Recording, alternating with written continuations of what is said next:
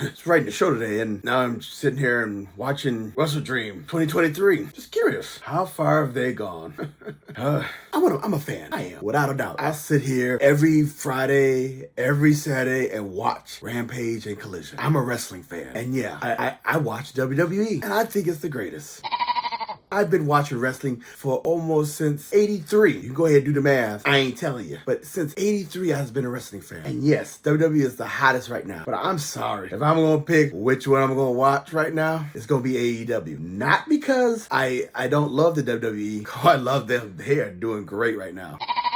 It's because I can't stop watching the train wreck that is AEW. My fascination with history is incredible, and just to watch this go down and be a member on this train wreck of a show, this promotion, I can't think anything better that I want to talk about it than this right now. Just remember though, I am a fan. I watch all this stuff, and yes, it may be a little bit jaded the reason why I'm watching it, but I'm still watching because I love wrestling, and the good, the bad, and the ugly, I'm all in for it. I gotta see what's going to happen next. So today, I'm going to do my AEW Wrestledream 2024 predictions. Come on, go for a ride. Come on, I know you do. Come on. You enjoy the content, please like, subscribe, and comment. It'll help the channel grow. That's all I'm asking for. Thank you. Let's get to it. Real talk. AEW is having their second annual Wrestledream. Last year was very interesting. Like I said, am watching it right now, reviewing it in my head and how it came about. They had it rough last year, and boy, they have it rough this year. All right, so let's get down to the predictions. That's what we're here for. First match, Atlantis Jr. versus Brian Cage for the Ring of Honor television title. I'll be real. I am a true AEW fan. I am. I watch this damn show. I'm not paying for Ring of Honor. I'm just sorry. I don't know why.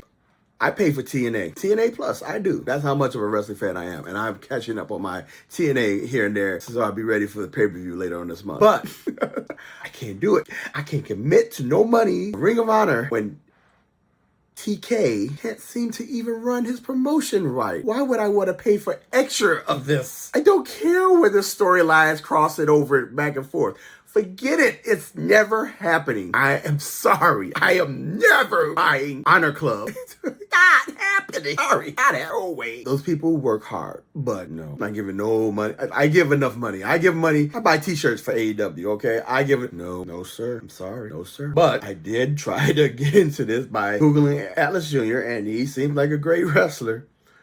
But I just think my boy Brian Cage, I'm sorry, Brian, I don't know what's going on, but this is the best they gonna give you. You gotta take the little crumbs. Brian, TNA, you were in TNA. Get it? I don't care. No. Brian, I'm betting on you. Get it? Boom. Okay. Next match, MNX Collective takes on the Acclaim. Now, this is where you know I watch Collision, because this match technically has been built to this, and I get it. You know, Acclaim. They are. I thought they were breaking up. They teased it. Is going to break up. Now, I feel like they can't break up because TK may need them to push a few other teams because everybody's saying that the tag teams are in decline. So now he needs them to build up the tag teams. So I'm going to go with MMX Collective taking this one. I think the Acclaim is right now just going to try to help promote up before they split up. You know what I'm saying? MMX is getting this. By the way, I like them. I'm sorry. I know. Pansexuals. But then in the real life, they're going against the Acclaim, who has a gay member. You guys are coming next. Black people still trying to get up over, but I'm pretty sure that you guys are gonna be the next ones, the people who choose. Hey, not saying nothing wrong. In fact, I think a lot of people who just came out early would not be going through this drama pity. I mean, I'm sorry, did I say something? I didn't mean whose name. I'm gonna say it. If Diddy came out, I know nobody gonna listen to a gay rapper in the 90s, but if he just came out, a lot of this could have been avoided by now. I'm just saying. Now you gonna put everybody's business go out there? Good luck. I was gonna go to bed. Swear to God, I was going to go to bed. We're going to get through this tape, and you're going to see like, oh, wow, he got all his matches. But no, I waited to the last minute to do this for you guys. You know how much? I literally sat through Rampage and the damn AEW Countdown to Wrestledream show before doing this. It is late where I'm at. I'm tired. I had to write the show and almost done. I was ready to go to tape this. But I said, you know what? Let me verify before I get on here and say some shit, and then it corrected on Rampage. And believe me, AEW is so big on correcting stuff. I will get into it later, but this is how they correct things. And there's another match. Anna Jay versus Harley. This developed under just the entire show. I imagine it wasn't announced really is because, and I could be wrong, I ain't checked Twitter, I haven't been on there that long, all that stuff going on today. But I feel like people didn't really know about this match because the show hadn't released yet, and they all match onto the show. And honestly, once again, the story was there, but you had to be like a super fan to catch the story of what's happening. I don't even want to explain it because it's not my job. AEW, it's your job. And if you're gonna do these things, just a little bit of time.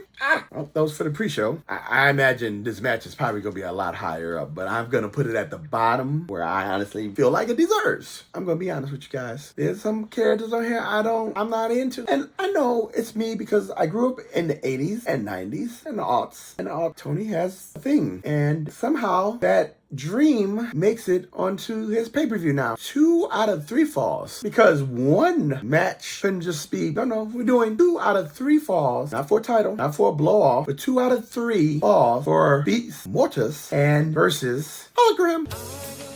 And I'm gonna bring him to the big stage. And just like my hero Eric Bischoff did with Goldberg, we're gonna have Hologram go undefeated. That's what I'm gonna do, Pops. I know it. And we're gonna get a big TV deal, and Hologram is gonna wrestle for my $600 million company. Credit to JD, because, hell no, he went off. I can't stand that man most days, but to be honest with you, just once in a while, I'll be like, God damn, JD. He for real. I feel like, no, Tony, you have deserved what this man is about to say about you this week. I swear to God, I know y'all hate him or love him. I don't even know what I think about it. But real talk, when I feel angry about damn AEW decisions, I will go to JD and I'll be like, please rant. Get it out in your crazy ways. Anyway, Hologram obviously gonna win. Oh God. It's like he's taking the worst of 2 bookers and their bad booking strategies and combined them into one. I don't understand, TK. Maybe I missed something. Maybe explain it to me one day. Someone explain it to me. Make it make sense. People, we gonna use that for now on. Make it make sense. And of course, Hologram is going to push Hologram. I mean, it's not my company. He sees a market. I'm hoping it's actually the Latin market, because that's the only way I can imagine that they're trying to get that international thing going. So that's why this is happening. Why Hologram is a thing in the AEW, getting that Bill Goldberg treatment. Yeah, I'm a fan. I'm watching this. This is what I do. I'm gonna see this to the end. Like, goddamn, if you don't stop trying to stick holograms in my mouth, no. I don't want to. I'm not gonna take it. No. I ain't Diddy. Either over Hologram or Jericho. Is he coming? Yeah. I got some words about that. Next up, Darby Allin versus Brody King. Now, it's late, and I'm a fan. I'm telling you, I'm a fan, and I'm being real with you when I say I end this with you guys. You know how I'm in it with you guys? I watched Timeline today. My day off. I had a whole bunch of stuff to do, but I took 4 hours out of my day to watch Darby Allin versus Brody King. 4 hours. You know what the best part of that was? I saw where they should have took a right when they took a left, and then sitting in front of, I feel like they don't watch their own product. Now, what I mean that they want. Okay, let me explain what Timeline is for some of you who don't know. Timeline is AEW's response when the fans decide to say, what are you guys doing? We do not understand. Here's an explanation. Now, they used it mostly during All Out and stuff like that, especially to get you ramped up about matches, right? And so I have been now a fan of these timelines. So, because until we get the streaming service, January, February, sometime in 2025, I guess. Once we get the streaming service, I am going to review and watch every AEW, because there is some stuff, I won't lie, I'm an average fan. I'll dip here, and real talk, pretty much 2020 is a blank to me because I didn't want to see and watch that stuff. There was no way in hell I was going to watch that. I'm gonna make it through. I'm gonna go back, have the strength to go through, but you know what part of 2020 I'm talking about. Yeah, that's some rough stuff. Dude, I do not want to watch that. When I heard they had crowds again, I was back in. I was slowly getting back in. It was hard to get back in. Like I said, I've dipped in years. Anyway, Darby Allin versus Brody King. They get to the last hour, right? And it's at this point we've seen that, in 2022 to Royal Rampage, which we all know this is a ripoff of the Royal Rumble. I mean, it's theirs. Let them have something. Come on. They're trying to come up with something different, the alternative. Anyway, so in the Royal Rampage, I was like, the hell? And I guess this sets off this. It eventually turns into a war, a faction war. When factions did or did not have the belt, then it became a thing that faction wars had to happen. And it was the Darby Allin faction with Sting and Miro against the House of Black. House of Black versus Darby, Sting, and Miro, and it ended the feud with the Great Muta. I mean, got Great Muta and Sting hugging. Yeah, that happened in the ring. 2 years later, and essentially, they're doing the Royal Rampage this year. This is how Darby got the title shot. And I realized, oh, wait a minute. Isn't this the one? And sure enough, it's where Darby beats Claudio. I'm pretty sure that I get that you need to push the Seattle Brody Clay. But I felt like if you're trying to build this, Darby's not one of my favorites, and that's a whole different story. But at the same time, you ripped the title shot from Darby, and you didn't lease an interest of his to keep him relevant and push, to have him, I don't know, try to seek a modicum of revenge against Claudio. Honestly, it should have been Claudio versus Yuta. How that match didn't make up on this damn card, I don't know. Maybe you're saving it for TV or somewhere else. But I'm thinking that if the end of the BCC as we know it is happening tonight, then let's do it right. Yuta versus Claudio. But no, we didn't do that. But how about this? Since this rush storyline that happened on all through this, how about at least keeping Darby in the mix with this whole storyline? Or as the Claudio. Oh, you need reason? The Royal Rampage, where he snubbed Darby. He could have made a whole storyline out of that. Just watch the product. The interconnected webs are there, man. Anyway, we're gonna do it because Brody Clay is happening, and I don't know. Darby's winning. I can't get into it. It's late already. I can't get into it. Next up, Hangman Adam Page versus Switchblade, Jay White. I'm trying to understand what's happening right now because it's like, I get it. They had to go back and run this back. I'm not against running things back. At the same time, I feel like Jay, maybe we don't know the politics back there, but I feel like Jay is about to be fed to Paige. Why would you feed Paige? How about Juice? Make Juice a little bit credible, go too far and have a disqualification, and Paige wanted a no disqualification match at this pay-per-view, right? And if you really wanted to build this story with Jay, have him come back on the pay-per-view and help Juice get a victory. This builds that feud to a better heat, and it saves the chance of Jay maybe pick up a few wins prior to facing Paige coming back and not eat this L. You're about to make him eat the L. Heyman Page, he's gonna win. Man burns people's house down. Black man too. He gonna get away with a murder and robbery. Rob Jay White's. Next up, the Young Bucks. I said young. We still using that name. Sorry. The Young Bucks versus Private Party. DEI is in the building, y'all. I've seen some weird pushes, and I think this is a strategy, and I could be wrong, but it's about to get dark in AEW. I have no problem with this. A weird ass push. I wrote it down because I wanted to make sure I got it all straight. What happened in the last 6 weeks with this team? Again, Rampage, Collision, and Dynamite. Started with a video package with Scorpion Sky, who has yet to come back. I don't know what happened there. I thought Scorpion Sky was going to join up with Private Party. Nope. Became a trio with Commander. Because remember, if it was supposed to be Scorpion Sky, then suddenly Commander was a trio, and they were going to get pushed. Well, I guess eventually they'll be, do a couple of trio matches that they're going to be in line for the trio match. Well, who owns the trio? Oh, it's the BKK. I mean, the BCC. KKK. Moxley attacks the black people in the back, and revenge. The black people try to get revenge, try to jump the BKK. I mean, the BCC. He smashes Zay's hand. Should be out. No, they're not out. They decide to come back the next night after getting their asses handed to them on TV by Mox and the gang. They come out and smash the Iron Savages. That was a squash match. Go on and then face a #1 contenders match. After calling out the Bucks, after smashing Iron Savages, call out the Bucks, put them in on collision to see the #1 contenders, and they win. Because honestly, I want to tell you who I think it was in that match. It's all happening so quick. I can't keep up. And remember, everybody, I know it was Top Flight, House of Black, the tag team, not tag team, separate. They're just fluctuating right now. Just let them flux around. Because one of them flux onto the card randomly. But now they're challenging the Bucks. Now, the Bucks are not going to lose to them. I already see who they going to go up against. They're building a match. Pay attention, close attention. Who's suddenly getting wins? Even got an extra win this tonight. You know who they building. Most wins in 23, Most wins probably 24. Money. Next up, Jack Perry, the TNT champion, versus Shibata. I'm not saying his full name. I'm happy that I can say Shibata at times. Should I know who Shibata is at this point? I know he's good. I'm lazy. I am a little lazy. I really should have been trying to figure out who Shibata is a long time ago. But I'm an average wrestling fan.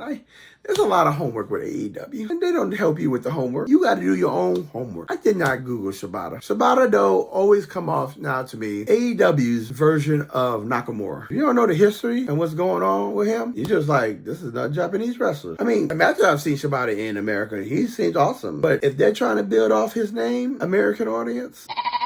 no. Yeah, I know.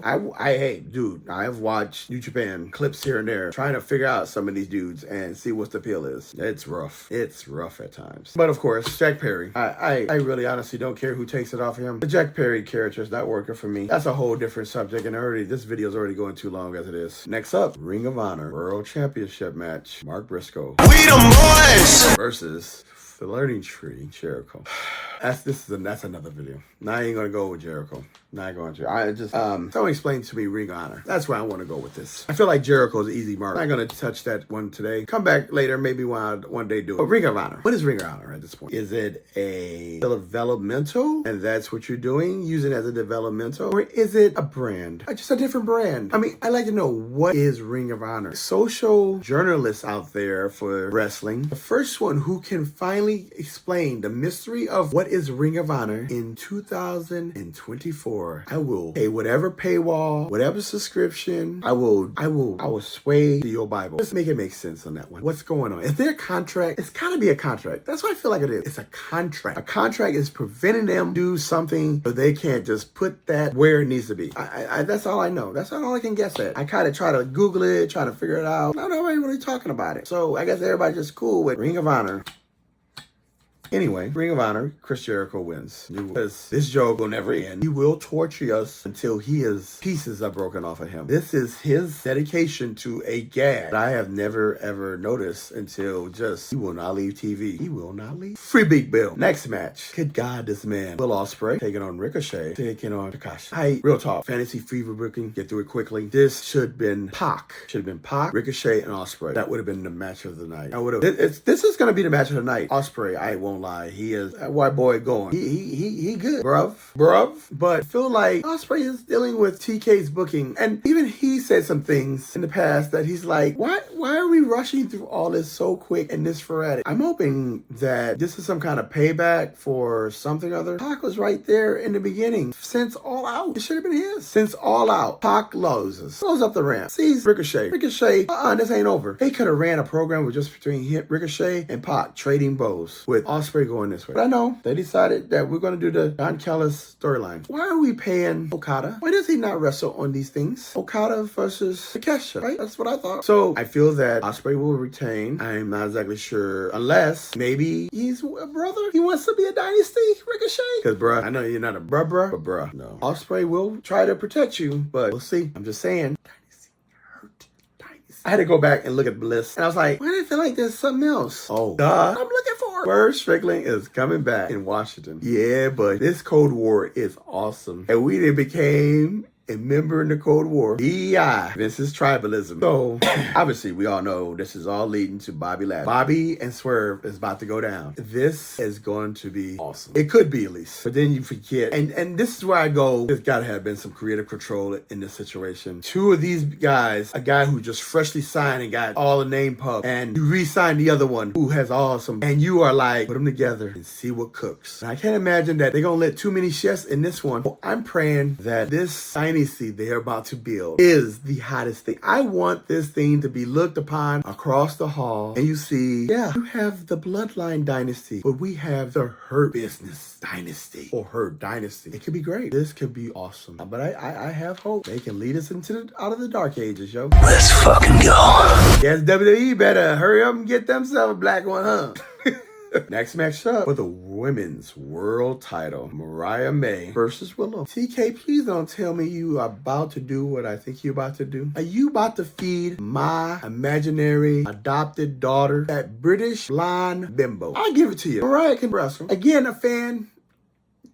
I know she's from this Joshi Japan Wrestling. I know that she developed this character and they brought her down and they were like, she's ready to go. And you put her in this thing and boom, right out the gate, you threw her into Tony Storm's story and said she will be the one that dethrone you. Fast forward, the prophecy has happened. And we have a long-term booking idea that came to fruition. My understanding is RJ City did that one. I personally love it. So I'm going to give RJ City. Yeah, I'm calling it out now. So-called creatives that I've heard that's part of this team that is in the booking team for this stuff. RJ City came up with this, and RJ couldn't figure out something for Mariah or whoever you got in charge of this part of the creation. Mariah has not worked out. We're holding off Mia. I get it. Mia Kawi. Hey, hello!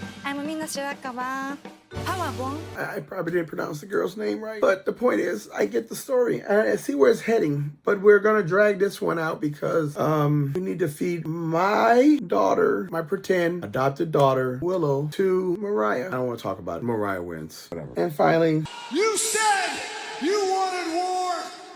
I declare war.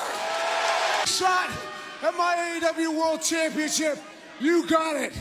Me and you at Wrestledream, and I'm gonna kick your fucking head in! so once again, I am a fan. And getting here was so weird, but we're here. And honestly, after watching the 4-hour timeline to try to really explain this whole thing, it's a story. Story kind of like lost its focus, but it was a long-term story. It wasn't. The blow-off match, according to the record, at least what I've seen in that 4-hour video, Jon Moxley takes on Daniel Bryan for the AEW World Championship. So it looks like, yeah, this is where Bryan probably gets off. I personally, I am a nerd, DM a little.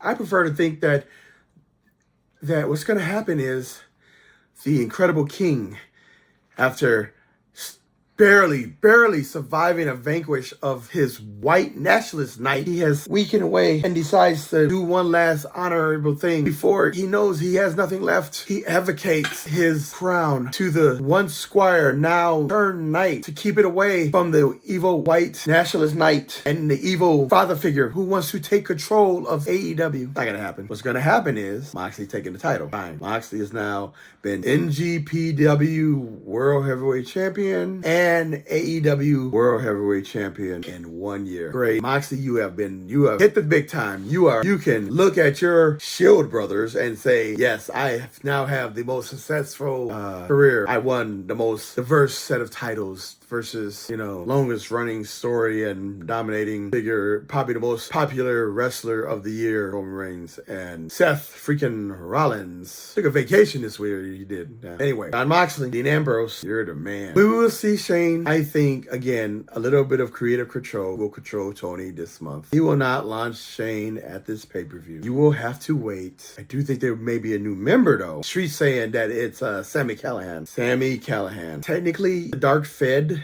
I'm guessing what this story is. The secret invasion of the Dark Fed. It fits. So, Sami Callihan, new member of, what should we call this damn bunch of skinheads? Thank you for sticking around this long. I appreciate it. But just quick notes, side notes. We're Okada, not on the pay-per-view. Monet, not on the pay-per-view. MJF is off doing a movie. Copeland is hurt. All hands on deck. All hands on deck. We need to maintain some numbers. No, everybody's busy. I'm glad you get the time off, but I think TK will learn. He will. Gotta have TV, man. You gotta build the bear. Make a lane. Make it make sense. Thank you for watching.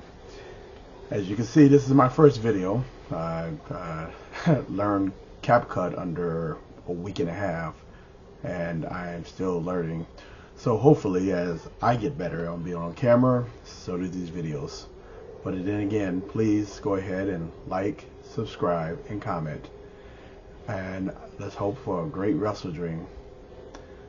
Until next time, real talk, people.